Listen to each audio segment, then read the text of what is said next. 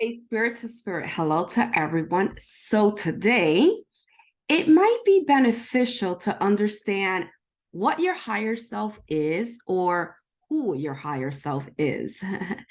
So this is how I see it. Let's say that the real world where, we live forever is the astral plane and all the souls reside there. Okay. So that's the real world. And we're there forever, eternity, because there's no time, right? That's why we say eternity is there's no time over there.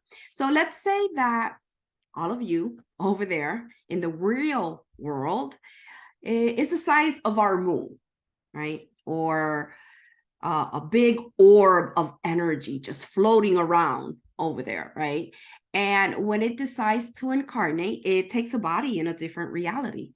You might call it maybe a different dimension, maybe a little bit of the moon comes off, goes into that reality and attaches itself to a life form. Okay, and of course, you know from your human experience that one when that little part comes into you, it forgets who it is, right? And this is why so the Homo sapiens life form, right, it has a body, it has chakras, it has an auric field. So when the little part of your moon comes into the earth plane and into your body, it gets distracted by all the energy and information that's in your body, chakras, and aura.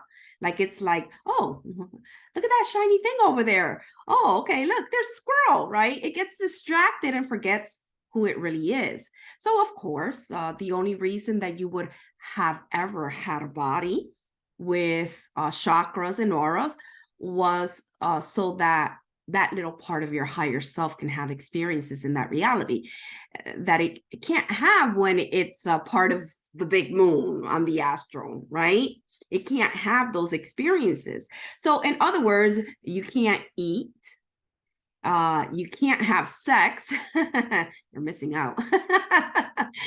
You can't run, you can't swim on the astral because you don't have a Homo sapien, right? So when we could enter this thing, we're like, oh my God, look, all of these things. Look at all of these things it can do.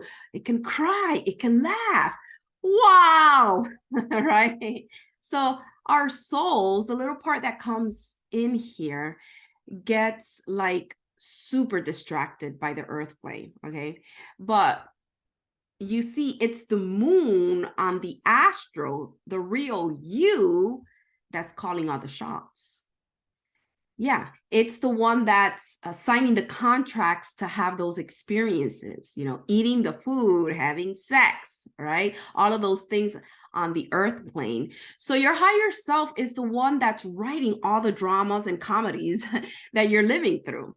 So when we say that you're going to get a message from your higher self, you might think of it this way, that your higher self is doing a whole bunch of stuff, writing all kinds of contracts that you're going to live through if they get negotiated and signed. So it's super busy, creating all of these comedies and dramas.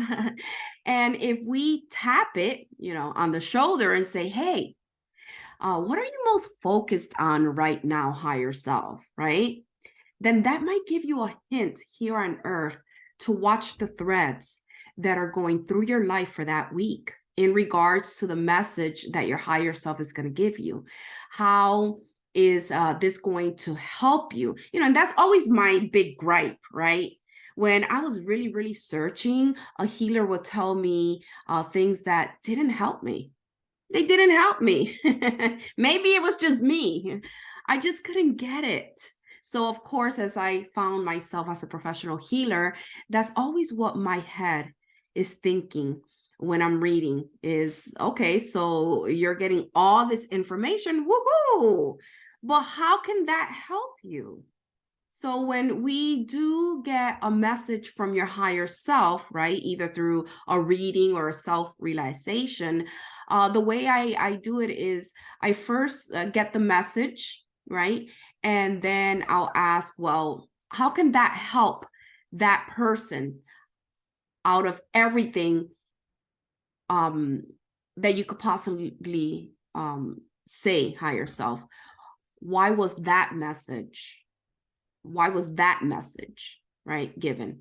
How can that help them? Okay. So anyway, if you want to learn more, maybe about this, maybe taking one of my courses will help. Okay. So this is all I got. Until next time, we'll call this a healing. Bye now.